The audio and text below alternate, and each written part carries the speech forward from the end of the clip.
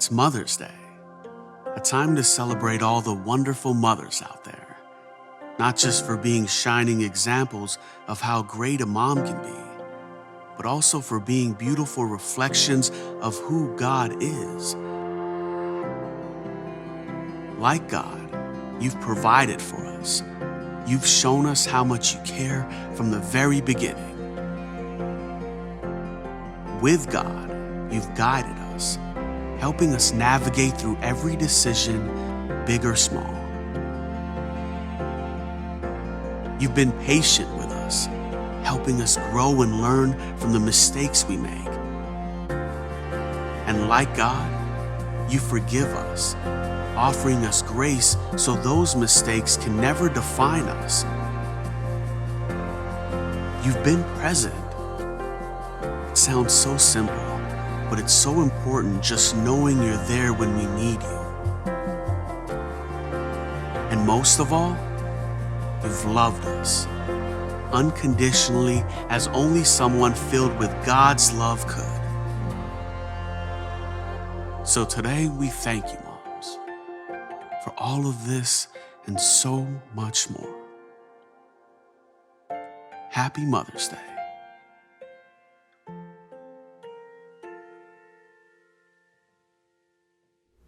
Good morning, everyone, and welcome to Gateway Church, our online service. We're so glad you tune in each week through Facebook and through YouTube and through our website and through our church app that you can download from our website at gpchurch.ca. You can go there and you can get all the information that you need. You can support the church through Tithely at our website or through the church app, or you can give at giving@gpchurch.ca. And I just want to thank all of you. Today at Gateway, we are celebrating Mother's Day, and that means we celebrate all women today. And to be honest with you, we celebrate all people every day, and it's just wonderful. This morning, Linda's going to be bringing the word, and we're always excited when Linda preaches. And it's going to be a great day in the house. If you're in the neighborhood, join us at 147 Marshall Avenue East. Our service begins at 10:30 a.m. You come on in, grab a coffee before and after the service, and just chill and have a good time, meet all the people. And we are just expecting God to touch lives this week. And so bless each and every one of you. God bless. Enjoy the service. Amen.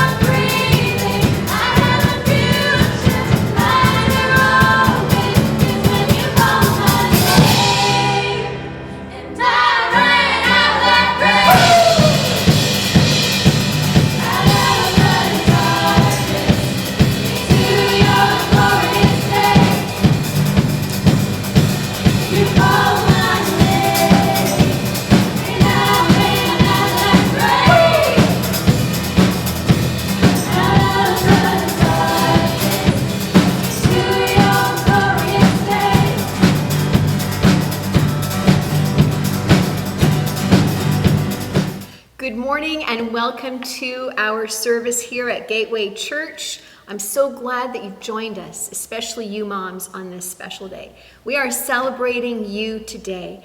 And I personally am so thankful for all the spiritual moms that I have in my life here at Gateway Church. I'm so thankful for all the women, not just moms we're celebrating today, for all the women, for all the young girls as well in this church family. We just love all of our women and we honor them today, and we want to just bless you in the name of the Lord.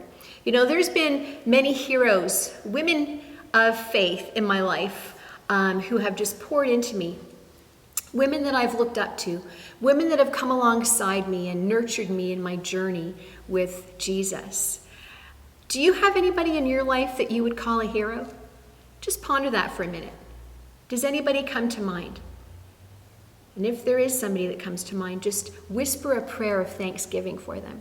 We are so privileged to have women in our lives that come alongside us. And you know, I have a biblical hero as well. Her name is Hadassah. Actually, you may know her better as Esther. And there's actually a book named after her in the Old Testament. So why don't you turn there with me? We're going to glean a little bit from her life, from her example of what it means to move forward into your purpose.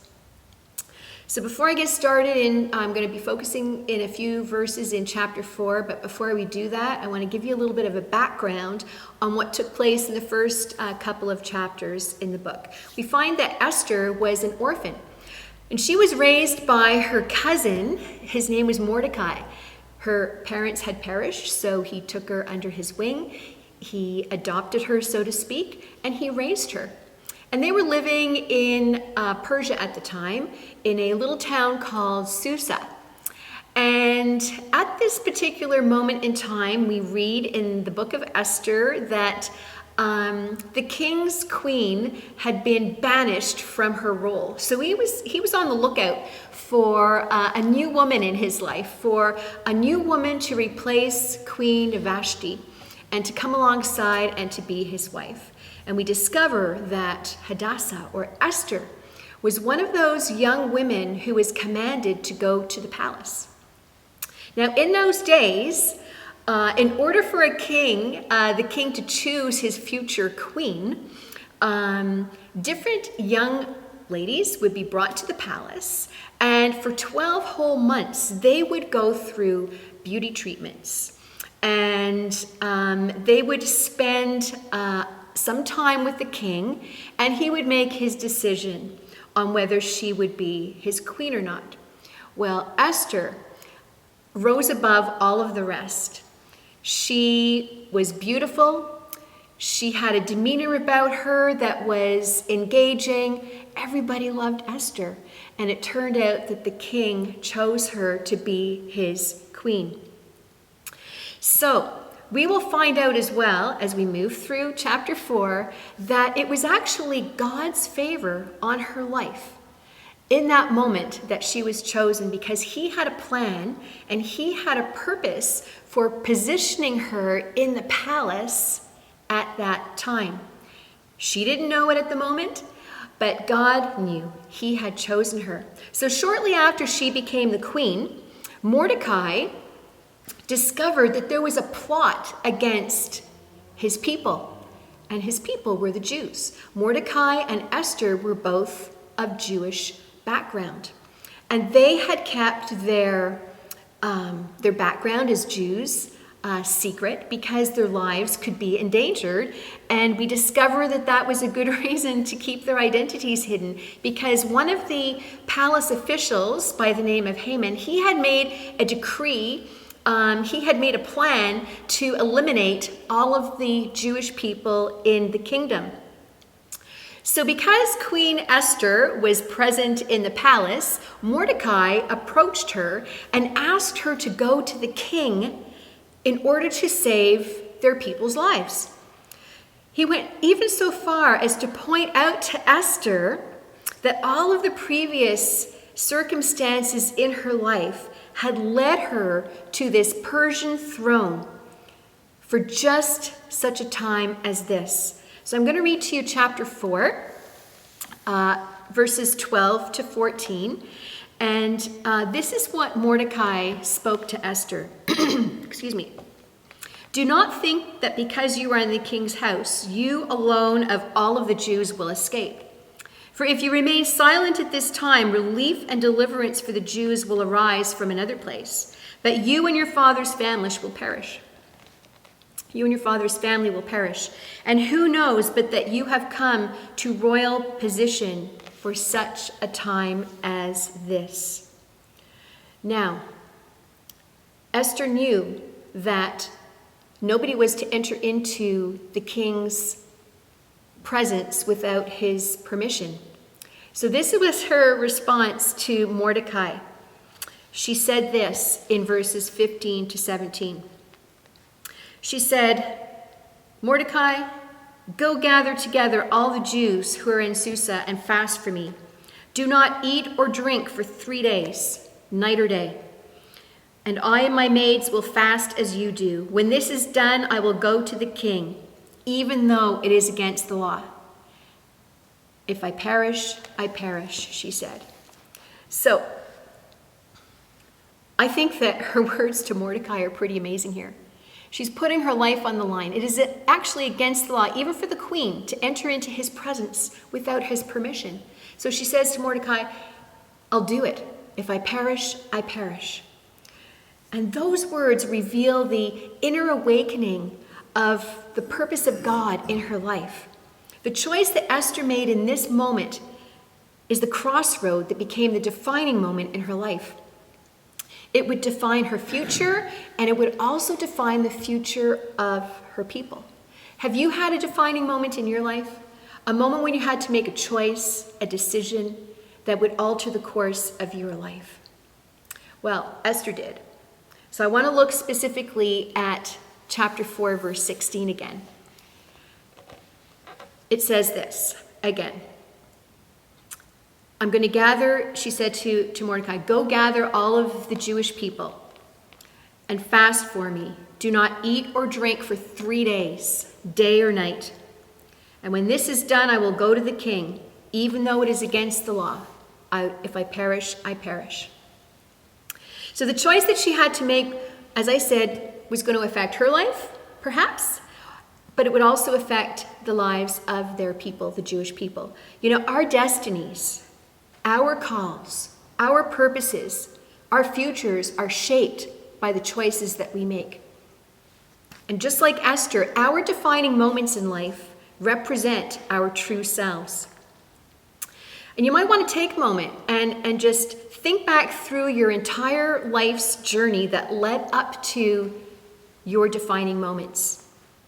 That important decision that you made, that crucial choice that you made, the significant step that you took. Take the time and look for those things, whether they're big or little, that have occurred in your life.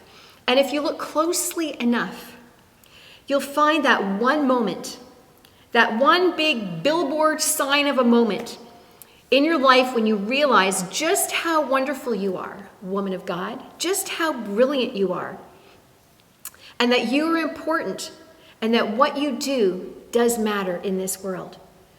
And there are signs that you are being awakened to your purpose or to your destiny. This is something that we don't often talk about or think about.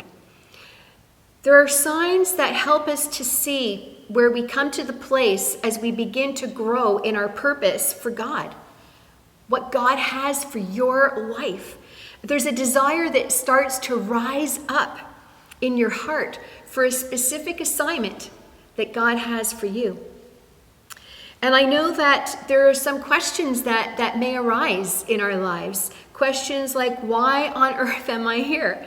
Or is there something more to this Christian life that I am living, this experience that I am having? Could God in some way use my life to make a difference? So how do you know that there is a desire, an awakening to thriving in your purpose, in your destiny? You'll hear the voice of God in certain areas of your life. If you spend the time with Him, if you are attentive and attempt to hear His voice, you will begin to hear Him speaking to specific areas of your life. You'll have a divine sense of urgency and a compassion rising up within you for a particular situation. You'll have the burden of the Lord weighing down on you sometimes for a specific task to be completed. You have a priority change. Something just comes along in your life that shifts the trajectory that you're on. Does any of that sound familiar? Have you had those signs coming up in your life? Well, in this time of awakening, Esther mourned for the future of her people. She had a burden. She had compassion for them. She knew that if she stood in the gap and acted on behalf of the people, that she could be put to death. But this didn't stop her from fulfilling and pursuing justice on their behalf. And it was only after she accepted her destiny, it was only after she accepted the purpose that God had for her life that she could operate fully in her authority as the queen. So, next thing I want to look at is the fact that choices shape our purpose. Esther was faced with a choice to step out of her comfort zone. Have you ever had a situation in your life where you're forced to step out of your comfort zone? I have. I have to say that most of my ministry life has forced me to step out of a comfort zone.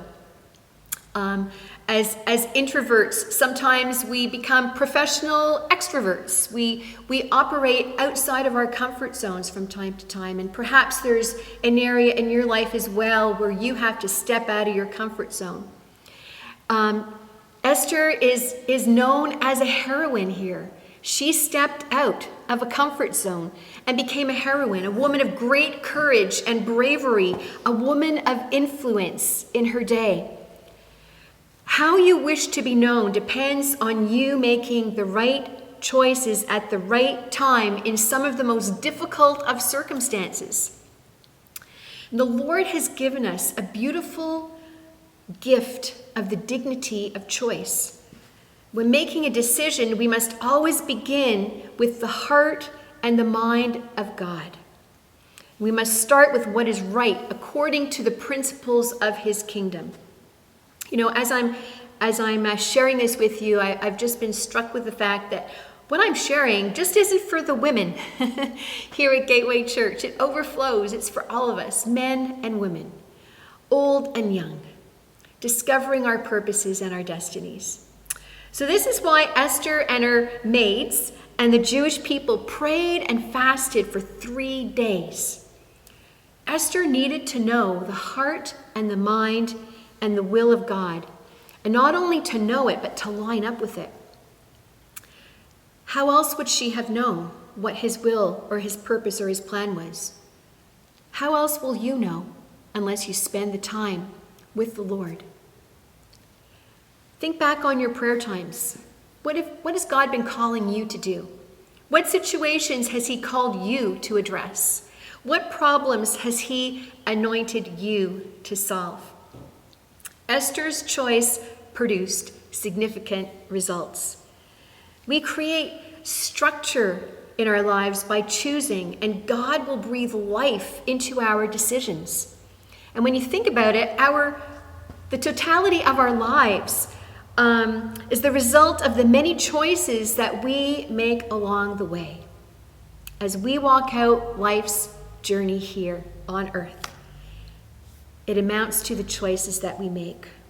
We must take responsibility for our choices instead of letting others or circumstances shape our lives. So take action toward your own progress, woman of God. Make the choices ordained by God for you. So the next thing I want to focus in on is the phrase, for such a time as this. Mordecai challenged Esther to rise up from her blending into the Persian culture and remember her true identity. It seems as though he was aware that God was working out His purposes. In Esther 4:13 we read, "Who knows whether you have come to the kingdom for such a time as this?" Who knows, he said. Mordecai couldn't be sure, but here he is suggesting that the amazing turn of events in Esther's life becoming the Queen of Persia, hadn't come about by accident. She was placed in a strategic position at a timely moment to carry out a specific purpose. Whose purpose? Not her own, but God's. Like Mordecai and Esther, you may face circumstances about which you have little or any insight whatsoever. You may find yourself wondering what God is up to. What does it all mean? Well, in moments like these, you can engage in the kind of reflection that Mordecai practiced here in this verse that we just looked at, comparing the events of life with what you know about God to hint at the purposes that he might have for you. The same God that who worked through Esther is at work in your life today. God never changes. Who knows what circumstances he might bring into your life for such a time as this. Some defining moments may come unexpectedly, and they may pass quickly, yet they would have far-reaching consequences. And I believe that one decision to obey God could change the course of your life. And quite honestly, I am living proof of that. So many years ago, when God was calling Ken and I into full-time ministry, I could have made the choice. I began with making the choice of no, not going there. We were very, very new in our faith walk with Jesus. But after spending time praying, fasting, I discovered God's plan, his purpose, his destiny for me and for Ken. We've been in ministry now for many, many years together. But it was a choice that I got to make, a choice that I had to make. If you know that you have a strong gift in a certain area, if you want to make a mark and you want to leave the world better, discover the plan, the purpose, the destiny. And quite often we won't know our legacy. We won't know what mark we've left until many years later. But that defining moment will happen sometimes when you don't even know what is happening. I would never have imagined the journey that my life would take by that one yes to God so many years ago. So the challenge for us is we don't know the one thing that we will do or agree to that will make the biggest difference. And Esther had to choose whether she would stay indifferent to the plight of her people or risk losing her life. Had Esther developed a lack of interest or concern, here she is in the palace, living life of luxury as the Queen of Persia. Had she developed a disinterest in her people? Had she blended into the Persian culture so much that she no longer identified with her Jewish roots? Maybe her new life had caused her to disconnect with her people, or maybe she had lost her identity. And I think it's the struggle that so many Christian women face. We stay comfortable in our pews. Will we stay comfortable in our pews, or will we rise up as the body of Christ, engage our culture, and see positive change for God's kingdom? So the next point I want to look at is breaking silence. Again, Esther 4:14 says this: "For if you remain silent at this time," this is Mordecai's words to Esther, "if you remain silent at this time, relief and deliverance for the Jews will arise from another place." If Esther wasn't going to come in line with God's purpose, he would choose another way. This is what Mordecai is saying here. And who knows but that you have come to this royal position for such time as this. Mordecai warned Esther not to give up to the fear that would make her keep silent. Again, if you remain silent at this time, he said. So the word silence here in this passage also means concealed. Women have been told for, I was going to say hundreds of years, but women truly have been told for millennia to keep silent. But the Lord has given women a voice in every area of society. It's time to speak up and give a feminine response, not a feminist response, a feminine response to life situations. And Esther proves to be a perfect example of that. Esther, frequently referred to in this book, named for her as a queen, she takes on the mantle of leadership at the turning point in verses 12 to 16 of chapter 4. And through her courage and her willingness to risk her life, through her adjustment to her circumstances, through her single-mindedness and her grasp on leadership, she saves both her family and her people. How many times have we said, "This is not a good time, Lord"? You know, you may take the time, you may be praying, you may be spending time in his presence to hear his voice, and he deposits something in you, and yet your response is, "This is not the time, Lord." We can identify with Esther. The king hasn't asked for her in over 30 days, we see in verse 11 of chapter 4. Maybe she had lost favor with him, but she still rose up to the challenge, realizing if it wasn't going to be her, then who? If not now, then when? Esther knew, just like we know, God works in his own time and in his own season. Esther got her timing right. Let's flip over to chapter 7 for a moment. Verses 2 to 4, we read this. Queen Esther answered the king, "If I have found favor with you, O king, and if it pleases your majesty, grant me my life. This is my petition, and spare my people. This is my request. For I and my people have been sold for destruction and slaughter and annihilation. If we had merely been sold as male and female slaves, I would have kept quiet, because no such distress would justify disturbing the king." So she found her time. She made her presentation to the king, and as we read further, he acknowledged her request. And the plan to destroy the Jewish people, the plan to eliminate them from the kingdom, was reversed. She took that step. She fulfilled the plan and the purpose of God. Her destiny was sealed. So maybe God has put it on your heart to do something for him. Don't just jump into it. Take the time in his presence. Pray, fast, be still, be quiet before him. God will move in his time in your life when you remain faithful and alert to his leading. So I trust this word encourages you today to spend some time in these next days just focusing in on his good plan and his good purpose for your life, woman of God. Thanks for joining us today. Happy Mother's Day.